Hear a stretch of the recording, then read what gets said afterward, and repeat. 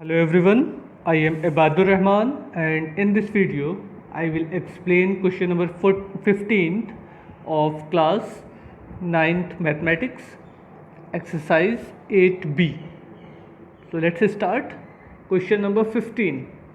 In 15th question it is given that prove that triangle formed by joining the midpoint of an isosceles triangle is also an isosceles triangle means अगर से हम ये suppose कर लें कि A B C is an isosceles triangle in which A B is equal to A C. हमने क्या suppose किया? Suppose in triangle A B C A B is equal to A C, A B is equal to A C. तो अगर से ये isosceles triangle है तो हमको दो चीज़ें मालूम हो गई, एक तो साइड सेम है और इनके अपोजिट एंगल भी सेम होंगे। ओके, अब क्वेश्चन में कह रहा है prove that triangle formed by joining the mid point of N isosceles triangle. Means अगर से ट्राइंगल के मिड पॉइंट को ज्वाइन कर दिया जाए तो जो भी ट्राइंगल बनेगा, मिड पॉइंट को ज्वाइन किया, ये सपोज कर लीजिए आपका ट्राइंगल पी क्यू और आर बनता है। क्लियर? तो हमको ये शो करना है कि ट्राइंगल पी क्यू आर भी आइसोसेलेस ट्राइंगल है। वो कैसे प्रूफ होगा? अब देखिए, एक टॉपिक जब हम इसमें आगे नेक्स्ट एक्सरसाइज स्टार्ट करेंगे, नेक्स्ट चैप्टर 9 चैप्टर, तो उसमें मिड पॉइंट थ्योरम है। मिड पॉइंट थ्योरम क्या होता है? Mid point theorem state that a line segment joining the mid point of two side of a triangle, line segment ये हो गया R Q, joining the midpoint of two side of a triangle is parallel to third side and equal to half of them। Means अगर से किसी triangle के line के mid point को join कर दिया जाए तो ये जो लाइन आपको मिलेगी, मीन्स ये ट्राइंगल का एक साइड और ए बी और ए सी है, इसके mid point R and Q को ज्वाइन किया जा रहा है। तो आर क्यू एक लाइन मिली ना, तो ये लाइन आपकी बी सी के पैरेलल होगी और R Q is equal to half of B C. Same as P and Q आपका मिड पॉइंट है, इसको ज्वाइन किया तो P Q is parallel to side A B and P Q is equal to half A B, 1/2 A B.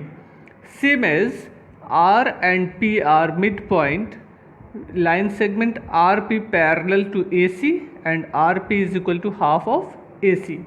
तो ये किस theorem से होगा? By mid point theorem, by midpoint theorem।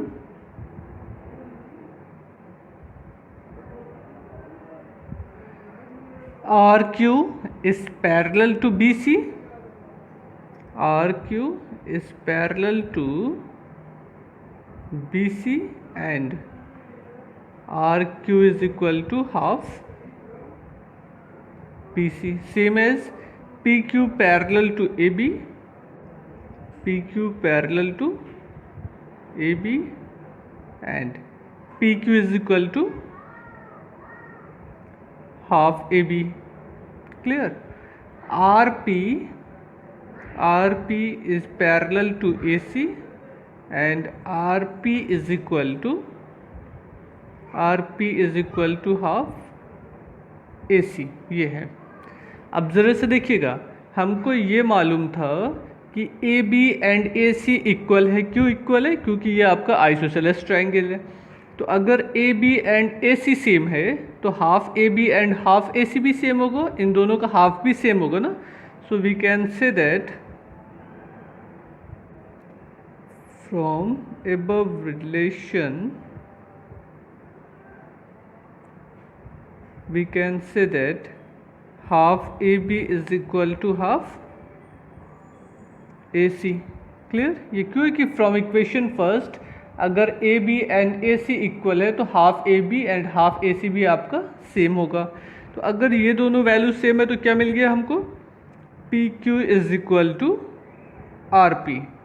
अब अगर P Q is equal to R P है, P Q is equal to R P means ये side इसके इक्वल हो जाए तो हम ये कह सकते हैं कि triangle P Q R is an isosceles triangle। This implies that triangle PQR is an isosceles triangle. Isosceles triangle. Okay, यही आपको करना था। क्या करना था? सबसे पहला काम, ट्राइंगल ए बी सी में A B is equal to A C था, तो मिड पॉइंट को ज्वाइन करने पे जो लाइन ड्रॉ हुई वो अपोजिट साइड के पैरेलल हो गई और उसके हाफ के इक्वल हो गई। ऐसे ही R P is equal to half A C and P Q is equal to half A B. अब A C and A B same था तो half A C half A B भी same हो जाएगा। तो अगर ये दोनों वैल्यू सेम है तो उनके लेफ्ट साइड की वैल्यू भी सेम होगी। अगर लेफ्ट साइड की वैल्यू सेम होगी तो प्रूफ हो गया कि ये एक आपका आइसोसेलेस ट्रायंगल है। Now question number 16, in this figure AD is equal to BC, it is given AD is equal to BC, ये हो गया।